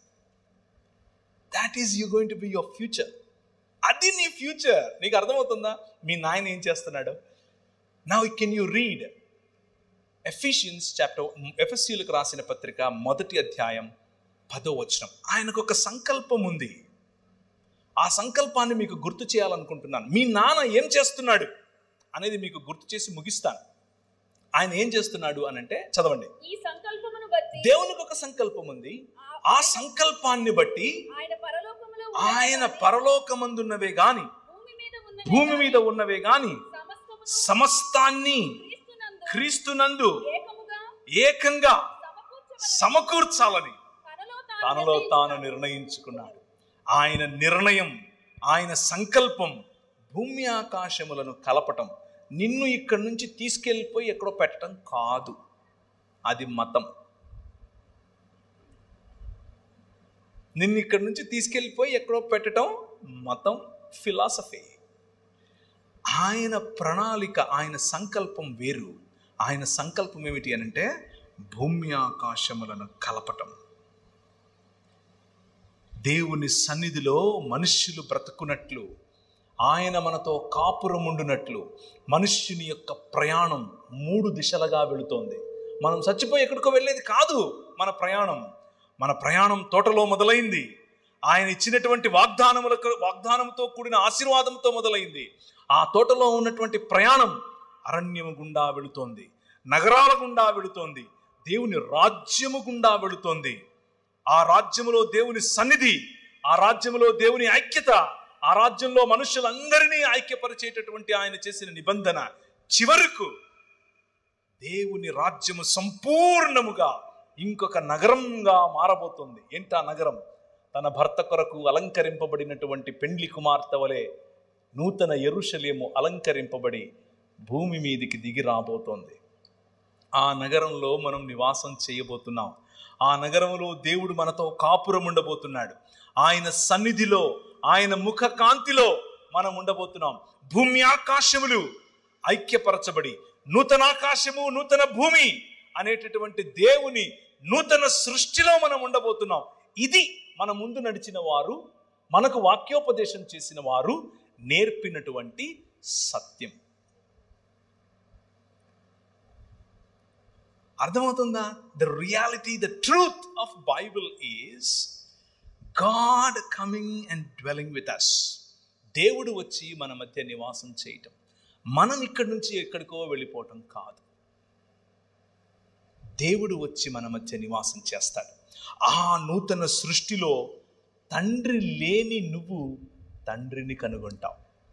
హల్లెలూయా. నాకు నిజమైన తండ్రి కనిపిస్తాడు. నా నిజమైన తండ్రి దగ్గరికి వెళ్ళి నేను హత్తుకుంటాను. ఆయన నా కన్నుల ప్రతి బాష్ప బిందువును తుడిచేస్తాడు. That is what your God is doing. That is what your father is doing. నీ తండ్రి చేసేటటువంటి పని అది. నీ తండ్రి నీకు ఇచ్చినటువంటి మాట నెరవేర్చుకునే తండ్రి. ఈ దేవుని రాజ్యం అనేటటువంటి దర్శనం చూసి దానియేలు చెప్పినటువంటి ఆ ఇంతై మహాపర్వతమైనటువంటి ఆ రాయి వచ్చి ఈ ఊర్లో పడితే ఒక సమాజముగా స్త్రీ అని పురుషుడని తేడా లేకుండా, గ్రీకు దేశస్థుడని యూదుడని తేడా లేకుండా, దాసుడని యజమాని అని తేడా లేకుండా అందరూ కలిసి ఒక్కటిగా, ఒక్క శరీరముగా మారుతున్నారే, దీనినే రూపాంతరం అని పిలుస్తారు. ఈ రూపాంతరం ఇంతటితో ఆగదు. ఈ రూపాంతరం ఒక నూతన యెరూషలేము అనే పట్టణంలోనికి వెళ్ళిన తర్వాత ముగుస్తుంది. ఆ పట్టణంలోనికి మనం వెళ్ళబోతున్నాం. ఆ పట్టణంలో మనకంటే ముందు నిద్రించినటువంటి పరిశుద్ధులు కూడా ఉంటారు. మనకంటే ముందు నిద్రించినటువంటి, ఒకవేళ నీ భర్త నిద్రించి ఉంటే నువ్వు ఆయన చూస్తావు. ఒకవేళ నీ భార్య నిద్రించి ఉంటే నువ్వు ఆమెను చూస్తావు. బ్రతికి ఉన్న మనం వెళ్ళి వారిని స్వాగతించి తీసుకుని వస్తాం. రాజు, the king of this world వస్తాడు. ఆయన ఆల్రెడీ వచ్చేశాడు. తన రాజ్యాన్ని స్థాపించాడు. ఆ రాజ్యంలో భాగంగా నువ్వు ఉంటున్నావు. మళ్ళీ ఇంకొకసారి సంపూర్ణమైనటువంటి రూపాంతరము చెందిన తర్వాత మెటమార్ఫోసిస్ కంప్లీట్ అయిపోయిన తర్వాత, నూతన సృష్టిగా మార్చబడిన తరువాత ఆయన నీకు ఫలించే అధికారముతో కూడిన బాధ్యత, అభివృద్ధి చెందే అధికారముతో కూడిన బాధ్యత, విస్తరించే అధికారముతో కూడిన బాధ్యత, భూమిని నిండించే అధికారముతో కూడిన బాధ్యత, ఆయనతో కలిసి రాజ్యమేలే బాధ్యత నీకు ఇవ్వబోతున్నాడు. దాట్ ఈజ్ నిత్య నిబంధన. అదే నిత్య నిబంధన అంటే, అదే బెరిత్ ఒలాం అనంటే. మనలను దూరం చేస్తున్నటువంటి మరణం, మనిషికి దూరం చేస్తున్నటువంటి మరణం, మనిషిని కుటుంబానికి దూరం చేస్తున్నటువంటి మరణం, మనిషిని సంఘానికి దూరం చేస్తున్న మరణం, మనిషిని సమాజానికి దూరం చేస్తున్న మరణాన్ని ఆయన చంపేశాడు. తిరిగి పునరుత్థానం చెందినటువంటి మనుష్యులముగా మనం రాబోతున్నాం. పునరుత్థానం చెందినటువంటి కుటుంబాలుగా మనం కలవబోతున్నాం. పునరుత్థానం చెందినటువంటి సమాజములుగా మనం రాబోతున్నాం, ఉండబోతున్నాం. పునరుత్థానము చెందినటువంటి సృష్టి, ఆ సృష్టిలో మనం ఏలికలుగా ఉండబోతున్నాం. ఇది స్పష్టమైనటువంటి సువార్త, ఏ అరమరకులు లేనటువంటి సువార్త. ద హోప్, యేసుక్రీస్తున్నటువంటి నిరీక్షణ, యేసుక్రీస్తు మీ మనసుల్లో ఉంచుతున్నటువంటి నిరీక్షణ ఏమిటి అనంటే, నేను క్రీస్తును పోలినట్లుగా రూపాంతరము చెందిపోతాను. ఒకానొక రోజు క్రీస్తును పోలినట్లుగా రూపాంతరము చెందుతాను. సీతాకోక చిలుక ఒక కకూన్గా ఉండి మెల్లిమెల్లిగా అందమైనటువంటి సీతాకోక చిలుకగా తయారై బయటికి ఎలా వస్తుందో, ఇప్పుడు కకూన్గా ఉన్న నీవు, పాతి పెట్టబడిన నీవు, చచ్చిపోతున్న నీవు, చచ్చిపోయిన తరువాత అందమైన సీతాకోక చిలుక వలె పునరుత్థానము చెంది రాబోతున్నావు. 2 దినములైన తరువాత ఆయన మనలను బ్రతికించును. 3వ దినమున యెహోవా సముఖమందు మనము బ్రతుకున్నట్లు ఆయన మనలను స్థిరపరచును. ఆ 3వ దినము కోసమే మనం వేచి చూస్తున్నాం. ఆ 3వ దినమును మరణాన్ని చంపి తిరిగి లేచినటువంటి ప్రభు అయిన యేసుక్రీస్తు సూచనగా చూపించాడు. కానీ రాబోయేటటువంటి 3వ దినం ఒకటి ఉంది. ఆ 3వ దినములో నూతన ఆకాశము, నూతన భూమి, నూతన సృష్టిగా మనం ఉండబోతున్నాం. ఆ నూతన సృష్టిని అనుభవించటానికి ప్రభు అయిన యేసుక్రీస్తు మిమ్మల్ని పిలుస్తున్నాడు. తండ్రి, ఆయన భర్త కూడా. హృదయంలో ఉన్నటువంటి నీ బాధ ఆయనకు తెలుసు. ఆయన ప్రియుడు కూడా. నువ్వు ఎవరికీ షేర్ చేసుకోలేని, ఎవరికీ పంచుకోలేనటువంటి నీ ఫెల్ట్ నీడ్స్, నీ హృదయాక్రందనలు, నీ ఒంటరితనం, నీ ఏడుపు అన్నీ తెలిసినటువంటి ప్రియుడు నీ ప్రియుడు. అంత మాత్రమే కాదు, ఆయన కాపరి. నిన్ను అనాథలుగా విడిచిపెట్టను, నేను మళ్ళీ నీ దగ్గరికి వస్తాను అని చెప్పి వెళ్ళినటువంటి కాపరి నీ కాపరి. ఈ కాపరి నీకు కావలసిందల్లా, కావలసిన పోషణ అంతా ఇవ్వగల కాపరి. చివరిగా ఈయన రాజు, ఈయన ప్రపంచములకు రాజు, ఈయన నీతికి రాజు, ఈయన మనుష్యత్వానికి రాజు, ఈయన నీతి న్యాయములు జరిగించే రాజు. భూమి ఆకాశములను తన చేతి చేత లేకపోతే తన మాట చేత సృజించినటువంటి రాజు, ప్రపంచములను ఏలే రాజు, భూమి ఆకాశములను ఐక్యపరిచే రాజు, మీ మనసులను నిర్మించే రాజు, మీ ఒంటరితనాన్ని చూసినటువంటి రాజు, ఆ ఒంటరితనంలో నేను ఉన్నాను, నేను నీ మాట విన్నాను అనే రాజు. ఒకానొకప్పుడు ఒంటరిగా ఉన్నటువంటి 5 మంది భర్తలున్న తర్వాత కూడా ఒంటరితనాన్ని అనుభవిస్తున్నటువంటి ఒక స్త్రీ ఒంటరిగా వచ్చి నీళ్లు చేదుకుంటుంది అని తెలుసుకున్నటువంటి నీ రాజు ఆమె దగ్గరికి వెళ్ళి కూర్చుని, అమ్మా నీళ్ళు ఇస్తావా అని అడుగుతాడు. ఈ రాజు కథ వేరు. This king is your king. రాజు లేని రాజ్యంగా మనం మారిపోతే రాజై వస్తున్నాడు. కాపరి లేని గొర్రెలుగా మనం ఉంటే కాపరై మన మధ్యకు వచ్చాడు. తండ్రి లేని కుటుంబముగా మనం ఉంటే తండ్రిగా తన హృదయాన్ని మనతో పంచుకుంటున్నాడు. ఎంత బాధపడుతున్నాను నేను నీ పట్ల అని చెబుతాడు. భర్త వదిలేసినటువంటి భార్యగా మనం ఉంటే భర్తై మన దగ్గరికి వస్తున్నాడు. నువ్వు విధవరాండ్రకు తోడుగా ఉండు అని చెప్పినటువంటి మన ప్రభువు యొక్క మాట. ఆయన మనల్ని ప్రేమించే ప్రియుడు. ఎంతగా ప్రేమిస్తాడంటే తన ప్రాణాన్ని సైతం ఇచ్చే ప్రియుడు. 5 రకాలైనటువంటి క్యారెక్టర్స్, 5 రకాలుగా ఆయన మనతో పెట్టుకున్నటువంటి సంబంధం. ఈ సంబంధం ఇంతకంటే పదిలమైన, ఇంతకంటే స్థిరమైన, ఇంతకంటే సంతోషాన్నిచ్చే సంబంధం నా జీవితంలో నేను వెతికే ప్రయత్నం చేస్తే కూడా దొరకలేదు. This is the ultimate relationship that you can have with anybody. ఎవరితోనూ, చివరికి నా భార్యతోనూ నాకు లేనటువంటి పారదర్శకమైనటువంటి సంబంధం దేవునితో సాధ్యం. ఆ రాజు, ఆ తండ్రి, ఆ ప్రియుడు, ఆ కాపరి, ఆ భర్త ఈరోజు నిన్ను పిలుస్తున్నాడు, ఈరోజు నిన్ను ఆహ్వానిస్తున్నాడు. నేను కట్టే రాజ్యంలో నువ్వు ఉన్నావా? కేవలం వచ్చిపోతున్నావా? నేను కట్టే రాజ్యంలో నా కుటుంబంలో భాగంగా నువ్వు కోరుకుంటున్నావా? ఇంకా వెనకే వెనకే వెనకే తిరుగుతున్నావా? నేను కట్టే రాజ్యానికి నువ్వు ఒక గుదిబండలా ఉంటున్నావా? లేక ఫ్రీడమ్, స్వాతంత్రం కోరుకుని ఈ ప్రపంచంలో మీ నాయన ప్రపంచం ఇది అని సీతాకోక చిలుక వలె ఎగిరే స్వాతంత్రంలో బ్రతుకుతున్నావా? ఈ రాత్రి పరిశుద్ధాత్మ దేవుడు నీతో మాట్లాడుతున్నాడు. If you are rebellious in your nature, తిరుగుబాటు నీ హృదయంలో ఉంటే ఎక్కడో నీ తండ్రి ప్రేమను నువ్వు కోరుకుంటున్నావేమో. నీకంతకు నువ్వు ఒక షెల్ నిర్మించుకొని ఎవరితో పంచుకోకుండా నువ్వు ఒంటరిగా బ్రతుకుతూ ఉన్నావా? ఆ షెల్ పగలగొట్టడానికి ప్రభువు సిద్ధంగా ఉన్నాడు, తడుతున్నాడు. దాన్ని పగలగొట్టి చూడు, నువ్వు సీతాకోక చిలుక అవుతావు. నీతో సంబంధం, నీతో ప్రేమగా మాట్లాడటానికి, నిన్ను ప్రోత్సహించటానికి, నీకు బలం ఇవ్వటానికి, నీకు ఆర్థికంగాను అలాగే అన్ని కోణాలలో నిన్ను బలపరచటానికి ఆయన సిద్ధం. అంత మాత్రమే కాదు, ఈ తండ్రి నీ హృదయాక్రందనను మాత్రమే కాదు, నీ శరీరంలో ఉన్న బలహీనతను కూడా చూస్తున్నాడు, స్వస్థపరచటానికి సిద్ధంగా ఉన్నాడు. ఈ రాత్రి ఆయన స్వస్థపరుస్తాడు.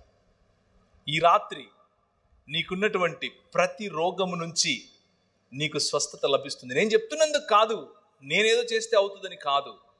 మీరు అడగండి, ఆయన ఇస్తాడు. ఆయన మీ జీవితాల్లో చేస్తాడు. నేను అడిగాను, నాకు ఇచ్చాడు.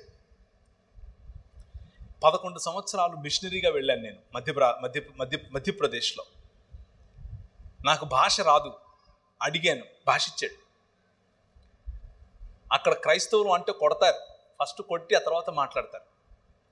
నాకు పరిచర్య చేస్తూ మా పాస్టర్ గారే వాళ్ళ అమ్మాయిని ఇచ్చి పెళ్లి చేశాడు. పెళ్లి చేసుకున్న 2 సంవత్సరాలకు నాకు ఒక పాప పుట్టింది. ఆ పాపకు ఒకరోజు విరోచనాలు అయితే, చిన్న బిడ్డ 21 సంవత్సరాలు. మీలో పిల్లలు ఉన్న వాళ్ళకి తెలుసు, మనకేదైనా జరిగితే మనం పట్టించుకోం, పిల్లలకి ఏమైనా జరిగితే ఎంత బాధపడతాం. ఆ పాపను తీసుకుని ఆసుపత్రికి వెళ్ళి డాక్టర్కు చూపించాను. చూపిస్తే డాక్టర్ అంది, విరోచనాలు పెద్ద కష్టమేం కాదు, నేను మందిస్తాను, అయిపోద్ది, కాకపోతే నువ్వు వెళ్ళి ఒకసారి 2D ఎకో చెయ్యి అని చెప్పింది. ఏం చేయమంది? 2D echo. ఎందుకబ్బా ఏమో 2D ఎకో ఉంటుంది అని. ఏమైంది చెప్పండి మేడం అన్నాను. ఏమీ లేదు, ఈమెకు టెట్రాలజీ ఆఫ్ ఫాలో అనే గుండెకు ఉండేటటువంటి ఒక ఇబ్బంది ఉంది అని చెప్పింది. టెట్రాలజీ ఆఫ్ ఫాలో అంటే నాకు గ్రీకు హిబ్రూలాగా వినిపించింది. ఏంటబ్బా ఇది అని అనుకున్నాను. తర్వాత ఆమె నాకు అర్థమవడం కోసం ఏం చెప్పిందంటే, నువ్వు గీతాంజలి సినిమా చూసావా అని అనింది. చూశానన్నాను. అందులో హీరోయిన్కి ఉందే అదే నీ బిడ్డకు ఉంది అని చెప్పింది. అంటే నీ బిడ్డ బతకదు అని చెప్పింది, నీ బిడ్డకు కరెక్షన్ లేదు అని చెప్పింది. కానీ ట్రై చేద్దులే అని ఉపశమనం కూడా ఇచ్చింది. నేను బయటకు వచ్చాను. అప్పటికే ఇండియాలో 38th ర్యాంక్, పెద్ద కాలేజ్ ఏం కాదు కానీ 38వ ర్యాంక్ ఉండే కాలేజీలో నేను MBA చేశాను. మంచి ఉద్యోగం, మంచి పరిచర్య, బిలాల, కోర్కు, గోండు, ముస్లింలు ఇలాంటి అనేకుల మధ్యలో నేను పరిచర్య చేస్తున్నాను, దేవుని కోసం నిలబడుతున్నాను. కానీ నా బిడ్డకి ఇలా అయింది. కారు వేసుకుని డొక్కు కారు ఒకటి ఉండేది, చిన్న జీతం డొక్కు కారు. నేను నా భార్య నా బిడ్డను తీసుకుని బయటకు వచ్చాను.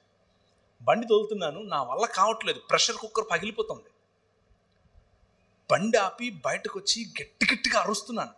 వాయ్, ఎందుకు? నాకెందుకు? నాకే ఎందుకు? నా బిడ్డకే ఎందుకు?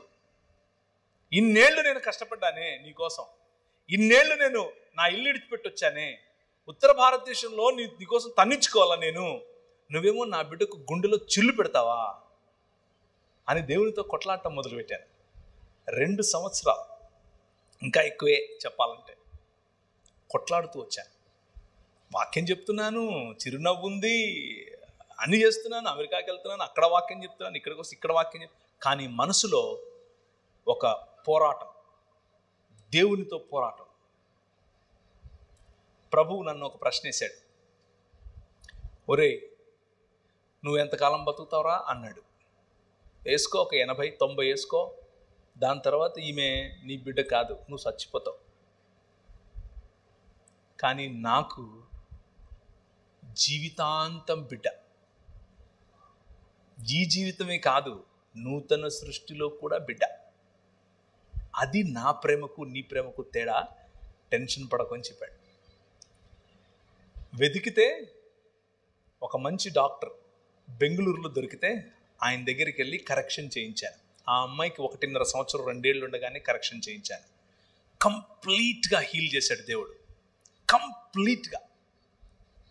ఇప్పుడు సామాన్యమైనటువంటి పిల్లలు ఎంత ఎదుగుతారో, ఎంత మాట్లాడతారో, ఎంత చదువుతారో, ఎంత ఉన్నతంగా ఆలోచిస్తారో, అన్నీ సామాన్యుల కంటే బెటర్గా నా బిడ్డను ఆశీర్వదించాడు. It's all about hope and it's all about trusting your God. నీ తండ్రి పట్ల నీకు ఉండాల్సిన నమ్మకం, నీ తండ్రిని ఆనుకోవటం. అయితే నీ తండ్రి నువ్వు గొనుగితే, నువ్వు కొట్లాడితే, నువ్వు పోరాడితే నిన్ను వదిలిపెట్టి వెళ్ళిపోయే టైప్ కాదు. నీకు ఆ హక్కు ఇచ్చాడు, నీకు ఆ హక్కు ఇచ్చాడు. నువ్వు నీ ఒంటరితనంలో, నీ బలహీనతలో, నీ రోగంలో ఆయనతో పోరాడు. ఆయన అడుగు, ఎందుకు ఇలా అవుతుంది నాకు అని అడుగు. సమాధానం ఆయనే ఇస్తాడు. నాకే ఎందుకు, నా కుటుంబానికే ఎందుకు, నా సంఘానికి ఎందుకు ఇలా అవుతుంది, మా సమాజానికి ఎందుకు ఇలా అవుతుంది, సమాధానం ఆయనే ఇస్తాడు. Wait and see. ఊరకనే ఉండి యెహోవా ఇచ్చే రక్షణను చూడు అంటాడు. ఊరకనే జస్ట్ నిలబడి చూడంతే. నా పనులు, నా సంకల్పం, నా తీర్మానాలు, నేను చేసే పనులు నీకు అందవు. నీ ఆలోచన ఎక్కడ ఆగుతుందో దాని నుంచి ఒక 20 కిలోమీటర్ల తర్వాత నాది మొదలవుతుంది అంటాడు. నేను చూడలేదు నా భవిష్యత్తు ఇలా ఉంటుందని, కానీ ప్రభు చూశాడు. నా పోరాటంలో నాకు నేర్పిన పాఠాలు, నా పోరాటంలో నన్ను నిలబెట్టిన పద్ధతి, నా పోరాటంలో నన్ను ఆశీర్వదించిన విధానం ఇంత అంతా కాదు. ఎక్కడో మారుమూల గ్రామంలో ఏ నక్సలైట్ గానో, రాడికల్ గానో, రౌడీగానో బతకాల్సిన నన్ను ఆయన హెచ్చించాడు.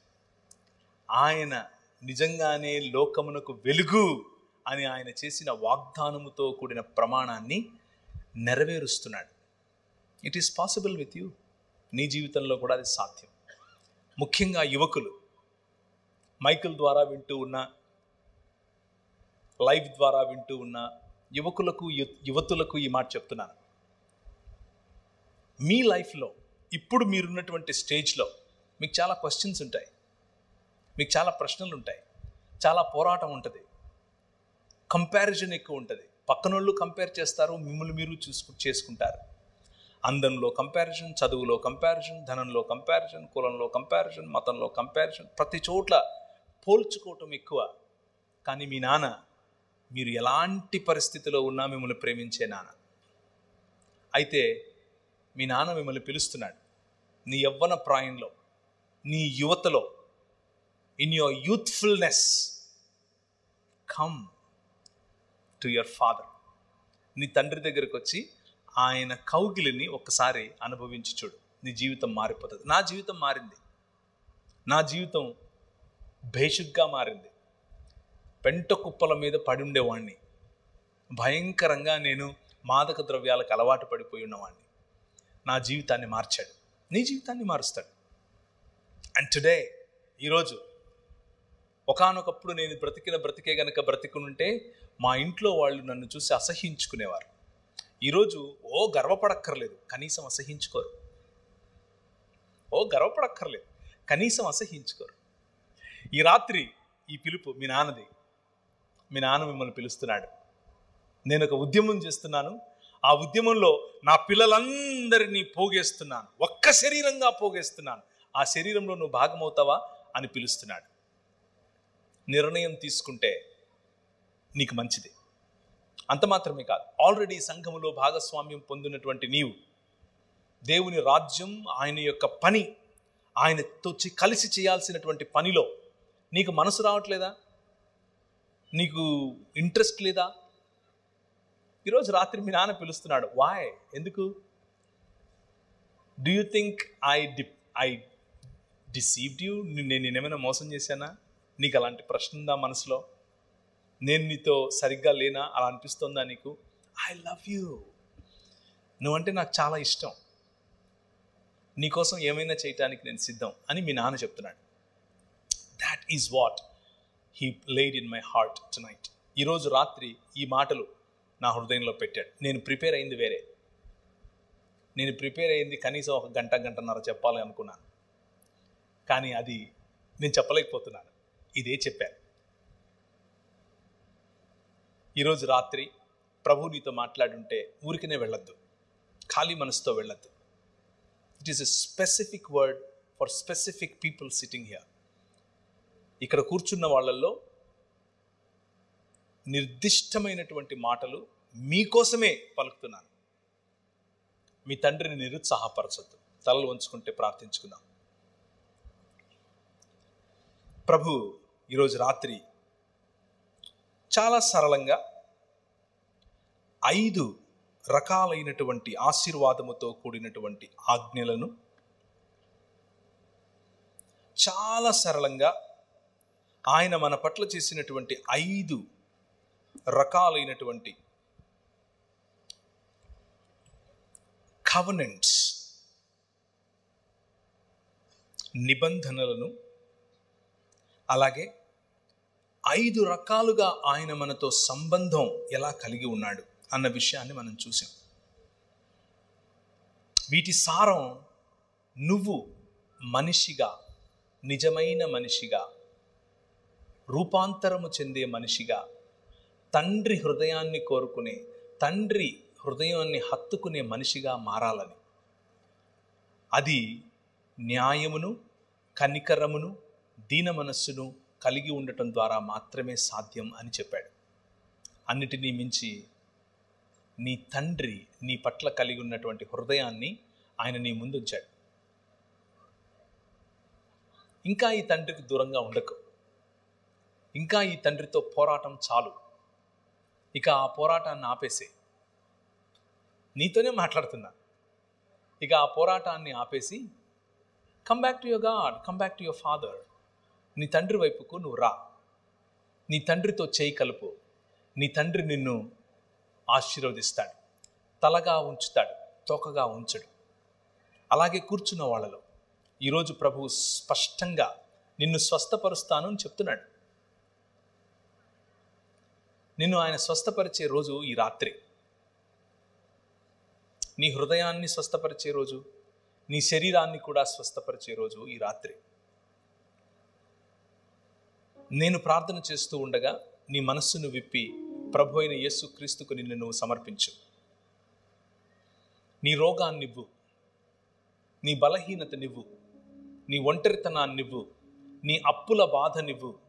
ఆయన నీకు ఈరోజు విడిపించువాడు, బలపరచువాడు, న్యాయమును చేయువాడు, నీ పక్షమున నిలబడువాడు. ఈ రాత్రి నీ జీవితంలో ఒక అద్భుత కార్యం ఆయన చేయబోతున్నాడు. నువ్వు నమ్మితే చాలు, మిగిలిందంతా ఆయన పని. కృప కలిగిన తండ్రి, ఈ రాత్రి నీ వాక్యము ద్వారా మాతో మాట్లాడి మా కొరకు సిద్ధపరిచినటువంటి నీ విలువైన మాటలు మా జీవితంలో పని చేయులాగున ఈ మాటల్లో నా మాటలు ఏవైనా ఉంటే, నీ మాటల పక్షముగా కానిది ఏదైనా ఉంటే, పరిశుద్ధమైనటువంటి నీ అగ్ని చేత వాటిని దహించి కేవలము నీ మాటలు మాత్రమే నీ ప్రజలకు వారి హృదయాల్లో ఉండునట్లు సహాయం చేయండి. ప్రభువా, నీ బిడ్డలు అనేకులు నీ తాకిడి కోసం వేచి చూస్తున్నారు. నీ ప్రేమ గల తాకిడి, నీ ప్రేమ గల నీతి గల దక్షిణ హస్తాన్ని వారి వైపుకు చాపి వారిని ముట్టండి. ఈరోజే స్వస్థతను వారు అనుభవించినట్లుగా సహాయం చేయండి. ఒంటరిగా ఉన్న వారికి మీ తోడును దయచేయండి. మీ స్వరం వారు వినుదుగాక, మీ వెలుగు వారి ముఖములపై మేము చూచుదుముగాక. ఈ కుటుంబములు మీ కొరకు కట్టబడుదునుగాక. ఈ సంఘము మీ కొరకు ప్రజ్వలించే దేదీప్యమానమైనటువంటి దీపపు స్తంభముగా, ధ్వజస్తంభముగా నిలబడునుగాక. మీ సన్నిధి ముఖకాంతిలో ప్రతి ఒక్కరి జీవితము ఆశీర్వదింపబడునుగాక. మీకే సకల స్తుతి మహిమ ఘనత ప్రభావాలు చెల్లిస్తూ చిన్ని ప్రార్థన యేసు నామమున సమర్పిస్తున్నాం తండ్రి. ఆమేన్.